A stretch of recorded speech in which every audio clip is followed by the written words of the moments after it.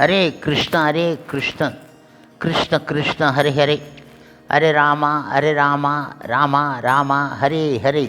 குட்டி கதைகள் 1122. இங்கு தற்கொலை தடுத்த கிருஷ்ணா புத்தகம் எனும் கதையினை காண்போம். முன்பு ஒரு சமயம், அதாவது ஹரே கிருஷ்ணா பக்தரிடம் கடுமையாக நடந்து கொண்ட தொழில் அதிபர் ஒருவரின் வாழ்க்கை சம்பவத்தில் இருந்து தொகுக்கப்பட்டதாகும். அதாவது பிரான்ஸ் நாடு, பாரிஸ் நகரம், விறுவிறுப்பான ரயில்வே ஸ்டேஷன். அங்கும் இங்கும் ஏராளமான பேர் நடந்து கொண்டு இருந்தார்கள். ஆங்கே நீளமான ரயில் பெட்டிகளும் அணிவகுத்து காத்து இருந்தன. இவற்றுக்கு இடையில் ஹரே கிருஷ்ணா பக்தர்கள் சிலர் பகவத்கீதை, கிருஷ்ணா போன்ற ஆன்மீக புத்தகங்களை விருப்பத்துடன் பார்ப்பவர்களுக்கு விநியோகித்து கொண்டு இருந்தார்கள். அந்த சமயம் பாரிஸில் இருந்து ஸ்பெயினுக்கு மேட்ரிட் நகரத்திற்கு செல்வதற்கான ஒரு ரயிலும் வந்து நின்றது. ரயில் புறப்படுவதற்கு சில நிமிடங்கள் தான் இருந்தன. வழக்கம்போல் ரயில் பெட்டிகளில் உள்ளவர்களை அணுகி புத்தகங்களை விநியோகிக்கும் ஹரே கிருஷ்ண பக்தர் ஒருவர் அந்த ரயிலில் ஏறினார்.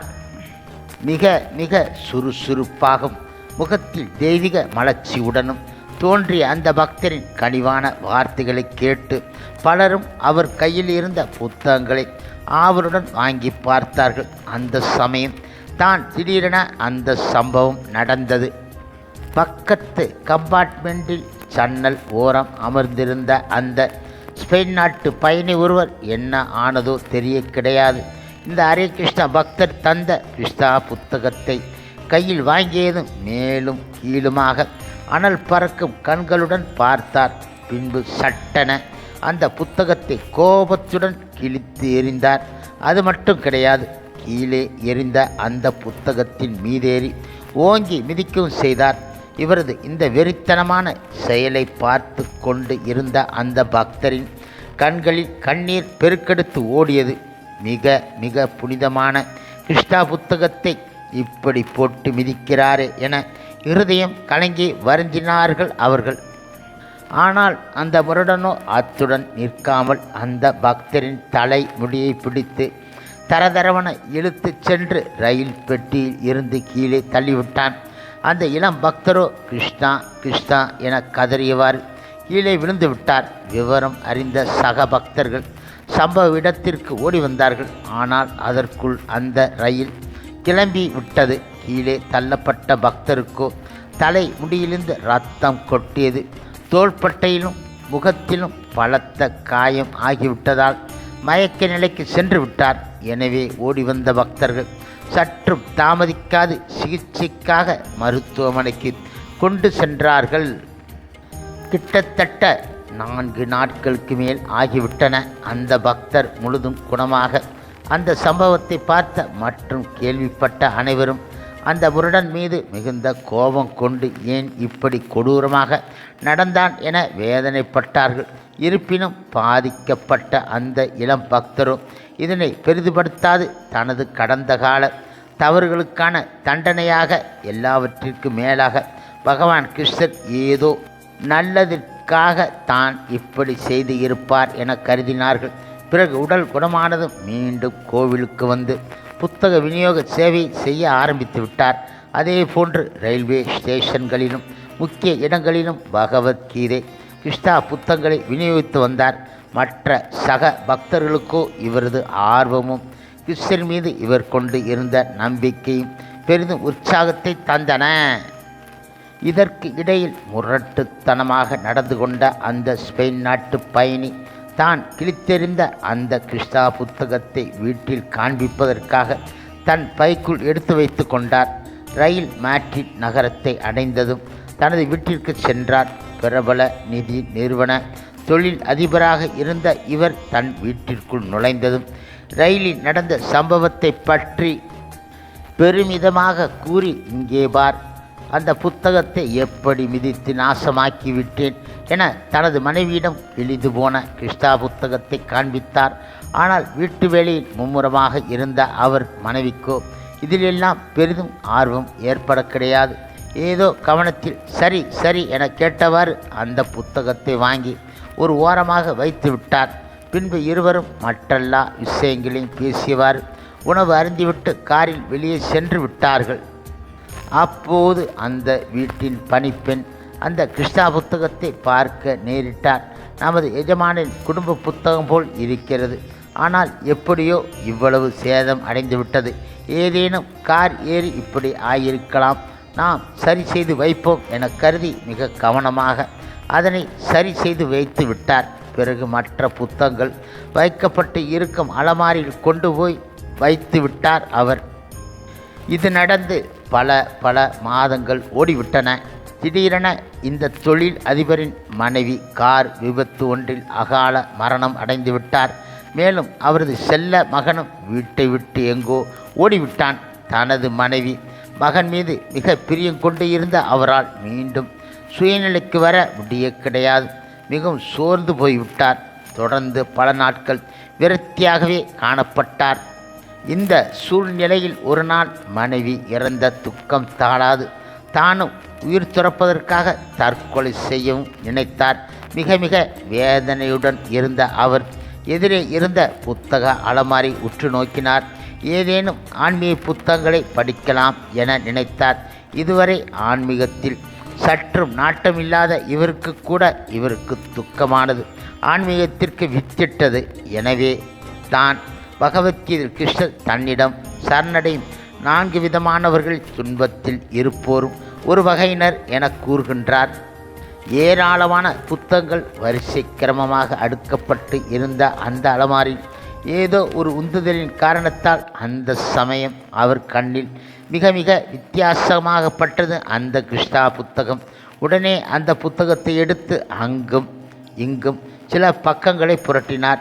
அதில் இருந்த ஆழ்ந்த ஆன்மீக கருத்துக்கள் தொடர்ந்து படிக்க வைத்தது. மேலும் படிக்க இந்த கிருஷ்ணா புத்தகம் அவர் மனதில் ஒரு புத்துணர்வை எழச் செய்து விட்டன.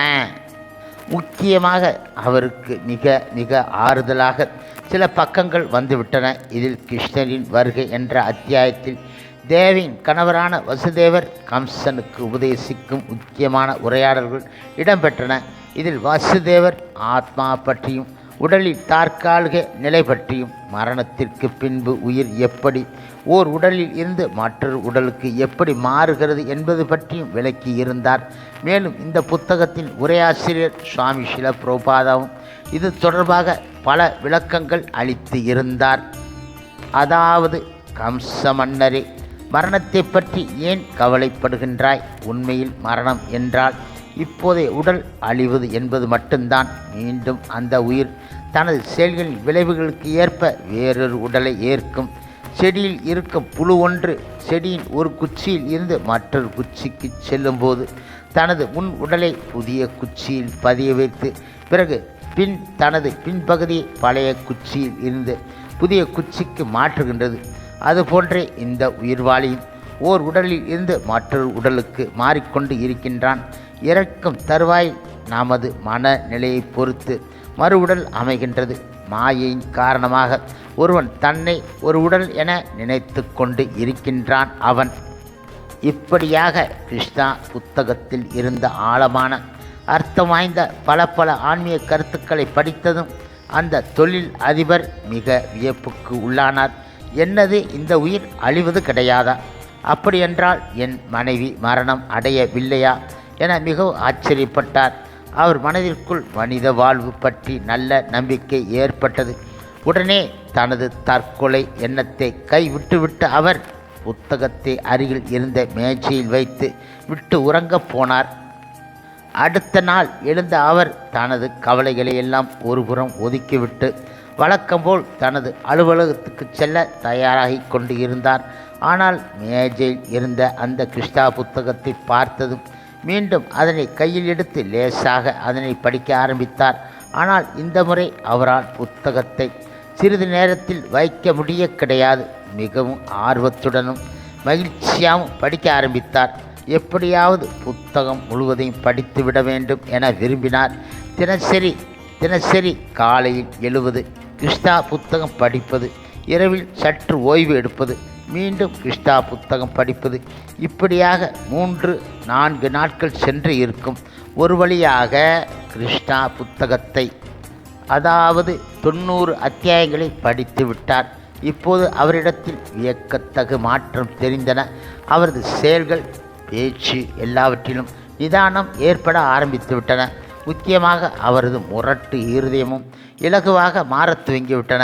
மனித வாழ்வின் நோக்கம், கடவுளுக்கும் நமக்கும் உள்ள உறவு, பகவான் கிருஷ்ணர் மீதான அன்பு, இந்த ஜட உலகத்தின் தன்மை, பக்தருக்குரிய உயர்ந்த குணங்கள் போன்ற பல விஷயங்களை பற்றி அறிய துவங்கினார். சுமார் 7 நாட்களுக்கு கிருஷ்ணா புத்தகத்தில் தான் படித்த ஆழமான கருத்துக்களை பற்றி நினைத்து கொண்டு இருந்தார். திரும்ப திரும்ப கிருஷ்ணரை பற்றியும் கிருஷ்ணரின் அற்புதமான சாகசங்களை பற்றியும் அதன் இடையே இருக்கும் சில பிரபுபாதாவின் விளக்க உரைகளையும் நினைவு கூர்ந்தார். அவர் இப்படியாக இருக்கும் சமயம் அவர் ஹரே கிருஷ்ணா கோவிலுக்கு செல்ல வேண்டும் என விருப்பப்பட்டார். உடனே அந்த புத்தகத்தில் இருந்த முகவரிக்கு தொடர்பு கொண்டு மேட்ரிட் நகரில் ஹரே கிருஷ்ணா கோவில் எங்கு இருக்கிறது என்பது பற்றி தெரிந்து கொண்டார். உடனே அந்த கோவிலுக்கு விரைந்து சென்றார். அவர் பெரிய எழுத்துக்களில் இஸ்கான் என எழுதப்பட்டு இருந்த அந்த கட்டடத்தின் நுழைவு வாயில் இருந்த கதவுகளை தட்டினார். சத்தம் கேட்டு கோவில் தலைமை பக்தர் கதவை திறந்தார். கதவை திறந்துதான் தாமதம். கதறி அழ ஆரம்பித்து விட்டார். அந்த தொழில் அதிபர், என்னை மன்னித்து விடுங்கள். கொஞ்ச நேரத்துக்கு இந்த வார்த்தைகள் தான் திரும்ப கேட்டன. கோவில் தலைமை பக்தருக்கோ என்ன ஏது என புரிய கிடையாது. இருப்பினும் ஏதோ கவலையில் அழுகிறார் என புரிந்து கொண்டு அவரை சற்று சமாதானப்படுத்தி ஆறுதலுடன் உள்ளே வருமாறு அழைத்தார்கள். உள்ளே வந்ததும் தொழில் அதிபரிடம், தங்களுக்கு என்ன நேர்ந்துவிட்டது? ஏன் மன்னிப்பு கேட்கின்றீர்கள்? தன் தவற்றிற்காக சிரத்தையுடன் வருத்தப்படும் ஒருவரை கிருஷ்ணர் நிச்சயம் மன்னிப்பார். நீங்கள் விரும்பினால் என்னிடம் உங்கள் துன்பத்தை பற்றி பகிர்ந்து கொள்ளலாம் என்றார் தலைமை பக்தர். இஸ்கான் பக்தருக்குரிய பாரம்பரிய உடையில் கழுத்தில் துளசி மணி அணிந்து நெற்றியில் திலகமிட்டு தெய்வீகமாக இருந்த கோவில் தலைமை பக்தரின் தோற்றமும் அவரது நெறிமிக்க வார்த்தைகளும் தொழில் அதிபருக்கு நல்ல ஆறுதலை தந்தன. உணர்ச்சியுடன் பேசத் துவங்கினார். பல மாதங்களுக்கு முன் பாரிஸ் ரயில்வே ஸ்டேஷனில் தான் நடந்து கொண்ட முரட்டுத்தனமான விதம் பற்றியும் அதில் காயப்பட்ட ஒரு அப்பாவி பக்தரின் நிலை பற்றியும் கண்ணீருடன் கூறினார். அவர் கூறி முடித்ததும் மீண்டும் கத்தி அழ ஆரம்பித்து விட்டார். என்னை மன்னித்து விடுங்கள் என தொழில் அதிபரின் கண்களில் கண்ணீர் பெருக்கெடுத்து ஓடியது. கோவில் பக்தருக்கோ ஹரே கிருஷ்ண மந்திரத்தை தொடர்ந்து உச்சரித்து கொண்டே இருந்தார். அவர் பின்பு சுயநிலைக்கு வந்த தொழிலதிபர், சுவாமிஜி, எனக்கு நல்வழி காட்ட வந்த பக்தரை நான் மிகவும் காயப்படுத்தி விட்டேன். அவரிடம் மன்னிப்பு கேட்க வேண்டும் என கூறினார். சுவாமிஜியும் நிச்சயம் மன்னிப்பு கேட்கலாம், அதுவே பக்தருக்குரிய பண்பு என பதிலளித்தார். பிறகு தொடர்ந்து ஹரே கிருஷ்ணா மந்திரத்தை தினசரி உச்சரிக்குமாறும் கோவிலில் நடைபெறும் நிகழ்ச்சிகளில் கலந்து கொள்ளுமாறு அறிவுரை வழங்கினார். அவர் பிறகு தொழிலதிபர், நான் வேறு ஏதேனும் உதவலாமா என கேட்டார். உங்கள் விருப்பம் என்றார் தலைமை பக்தர். சட்டென பெரிய தொகை ஒன்றை செக்கில் எழுதி மகிழ்ச்சியுடன் அந்த செக்கை கோவில் நன்கொடையாக அளித்தார் தொழில் அதிபர். சில தினங்கள் சென்று விட்டன. மீண்டும் அந்த தொழில் அதிபர் ஹரே கிருஷ்ணா கோவிலுக்கு வந்தார். அன்று ஞாயிற்றுக்கிழமை. பகவத்கீதையில் இருந்து உரையாற்றி கொண்டு இருந்தார் தலைமை பக்தர். கோவில் வளாகம் முழுவதுமாக நிறைய பேர் அமர்ந்து கேட்டுக்கொண்டு இருந்தார்கள். தொழில் அதிபரும் கடைசியில் அமர்ந்து கேட்டார். நிகழ்ச்சி முடிந்ததும் கிருஷ்ண பிரசாதம் சாப்பிட்டு விட்டு சென்றார். இப்படியாக வாரந்தோறும் ஞாயிறு நிகழ்ச்சிகளில் பங்கேற்க ஆரம்பித்து விட்டார். அவர் படியாக கோவிலில் இருந்த மற்ற பக்தர்கள் இடமும் அவருக்கு நல்ல நட்பு கிடைத்தது. கிருஷ்ணர் மீதும் கிருஷ்ண பக்தி மீதும் ஆர்வத்துடன் இருந்த இவருக்கு கோவிலில் பொருளாளர் சேவை வழங்கினார் தலைமை பக்தர். தொழில் அதிபரும் மகிழ்ச்சியுடன் அந்த சேவையை ஏற்றுக்கொண்டு கவனத்துடன் செயலாற்றினார். வியாபார நிதி நிறுவனராக இருந்தபோது கிடைத்திராத மகிழ்ச்சியை தற்போது கிருஷ்ணரின் கோவில் நிதியை நிர்வகிக்கும் சேவையில் அளவில்லாத சந்தோஷம் அடைந்தார். அவர் இப்படியாக சில மாதங்கள் சென்று ஓடிவிட்டன. டிசம்பர் மாதம் வந்தது.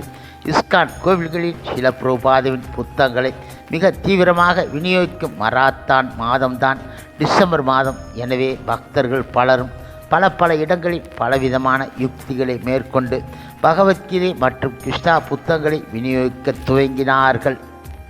புத்தக மராத்தான் பற்றி கேள்விப்பட்ட தொழில் அதிபர் தானும் புத்தக விநியோகிக்க செல்ல வேண்டும் என கேட்டார். கோவில் தலைவர் சம்மதிக்க தினமும் புத்தக விநியோக சேவையில் ஈடுபட ஆரம்பித்தார். மிகவும் ஆர்வத்துடன் ஏராளமான மக்களை சந்தித்து பகவத்கீதை மற்றும் கிருஷ்ணா புத்தகத்தின் முக்கியத்துவத்தை எடுத்து கூறி வாங்கச் செய்தார். பிறகு தனக்கு நிதி நிர்வாக சேவை வேண்டாம், புத்தக விநியோக சேவையை செய்கிறேன் என வேண்டிக் கொண்டார். தலைமை பக்தரும் சரி என்றார். அவர் குறைந்த காலத்திலேயே மிக அதிக அளவில் புத்தகங்களை விநியோகம் செய்யலானார். இவரை பற்றி பல இஸ்கான் கோவில்கள் பேச்சு அடிபட்டது. ஒரு சமயம் இத்தாலியின் நகர் ஒன்றில் பெரிய விழா ஒன்று நடந்தது. லட்சக்கணக்கான மக்கள் இதில் பங்கேற்பதாக தகவல் கிடைத்தது. எனவே பல இடங்களில் உள்ள இஸ்கான் கோவில் இருந்து திறமையான புத்தக விநியோகம் செய்யும் பக்தர்கள் இங்கு புத்தக விநியோகம் செய்ய வந்து இருந்தார்கள். இந்த தொழில் அதிபரும் அங்கு சென்றார். அவர் விழா துவங்கிவிட்டது. நாலா பக்கமும் மக்கள் வெள்ளம் கடல் போல் காட்சியளித்தன. இவர்களுக்கு இடையில் ஹரே கிருஷ்ணா பக்தர்கள் பலர் தங்கள் கரங்களில் பகவத்கீதை கிருஷ்ணா புத்தகங்களை ஏந்தி கொண்டு மற்றும் சிலர் பெரிய ஸ்டால்களை அமைத்து புத்தகங்களை பார்வைக்கு வைத்து விநியோகித்து கொண்டு இருந்தார்கள். விழாவிற்கு வந்தவர்கள் நிச்சயம் ஏதாவது ஒரு பக்கம் ஹரே கிருஷ்ணா பக்தர்களை சந்தித்து விட்டு தான் செல்ல வேண்டியிருக்கும். ஏனென்றால் அப்படி பரவி இருந்தார்கள் பக்தர்கள். சில சமயங்களில் வெவ்வேறு கோவில்களைச் சேர்ந்த பக்தர்களும் ஒரே இடத்தில் சந்திக்க நேரிடுவர். அப்போது சந்தோஷமாக தங்களது அனுபவங்களை பகிர்ந்து கொள்வார்கள். அப்போதுதான் அந்த அற்புதமான நிகழ்ச்சி நடந்தது. பல வருடங்களுக்கு முன் பாரிஸ் ரயிலில் புத்தக விநியோகம் செய்த அந்த பக்தரும் இப்போது பக்தராக வந்துள்ள அந்த முரட்டுத்தனமான பயணியும் தொழில் அதிபர் ஒருவரை ஒருவர் நேருக்கு நேர் சந்திக்கும் வாய்ப்பு ஏற்பட்டது. அவ்வளவுதான். தன் கையில் இருந்த புத்தகங்களை ஜோல்னா பையில் திணித்துவிட்டு தண்டம் போல் தரையில் விழுந்தார் தொழில் அதிபர். தனது நீண்ட கரங்களை அந்த பக்தரின் பாதங்களை தொடுமாறி நீட்ட அந்த பக்தரோ கிருஷ்ணா என ஒதுங்கினார். ரயில் பக்தருக்கோ சட்டென எதுவும் ஞாபகம் வர கிடையாது. தொழில் அதிபர் எல்லாவற்றையும் நினைவுபடுத்தி மீண்டும் மன்னிப்பு கேட்டார். ஆனால் அந்த பக்தரோ மிக எளிமையாக எல்லாம் கிருஷ்ணர் நல்லதுக்குத்தான் செய்கின்றார் என கூறி எப்படியோ நான் உங்களிடம் கிருஷ்ணா புத்தகத்தை கொடுத்து விட்டேன் என்றார் மகிழ்ச்சியுடன். ஆம், நீங்கள் எனக்கு கிருஷ்ணா புத்தகத்தை தந்தீர்கள். எனது வாழ்வோ வளம் பெற்றுவிட்டது. உங்களுக்கும் இந்த கிருஷ்ணா புத்தகத்திற்கும் எப்போதும் நான் கடன்பட்டவன் என்றார் அவர். முழுமுதற் கடவுள் மற்றும் பரம புருஷ பகவான் ஸ்ரீ கிருஷ்ணனின் தூய பக்தரான அந்த பக்தரோ இடைமறித்து நீங்கள் சில பிரபுபாதாவிற்கும் கிருஷ்ணருக்கும் கடன்பட்டவர். சில பிரபுபாதா தான் இந்த அருமையான கிருஷ்ணா புத்தகத்தை நமக்களித்தவர். கிருஷ்ணர் தான் சில பிரபுபாதாவை நமக்களித்தவர் என்றார் பக்தியுடன். இது பற்றி சில பிரபுபாதா கூறும் கருத்தினை காண்போம். ஒருவர் எனது புத்தகத்தின் ஒரே ஒரு பக்கத்தை படித்தாலும் கூட நிச்சயம் நிரந்தரமான பலனை பெறுவார். மேலும் அவர் தன் நண்பருக்கும் இந்த புத்தகங்களை அளித்தால் அந்த நண்பரும் அதே பலனை அடைவார். எனவே தொடர்ந்து புத்தக விநியோகம் செய்து அனைவரும் கிருஷ்ண உணர்வு உடையவராக செய்யுங்கள். சில பிரபுபாதா சில தமாலா கிருஷ்ணாவிற்கு எழுதிய கடிதம் 28/12/74 மும்பை. ஹரே கிருஷ்ணா கிருஷ்ண கிருஷ்ண ஹரே ஹரே, ஹரே ராமா ராமா ராமா ஹரே ஹரே. சில பிரபுபாதரின் சேவையில் இஸ்கான் பக்தர்கள்